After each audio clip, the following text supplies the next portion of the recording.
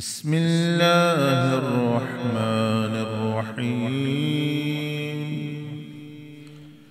إذا زلزلت الأرض زلزالها وأخرجت الأرض أثقالها وقال الإنسان ما لها يومئذ تحدث أخبارها بأن ربك أوحى لها يومئذ يصدر الناس أشتاتا ليروا أعمالهم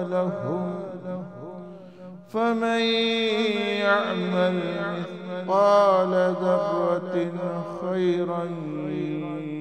يره ومن يعمل مثقال ذرة شرا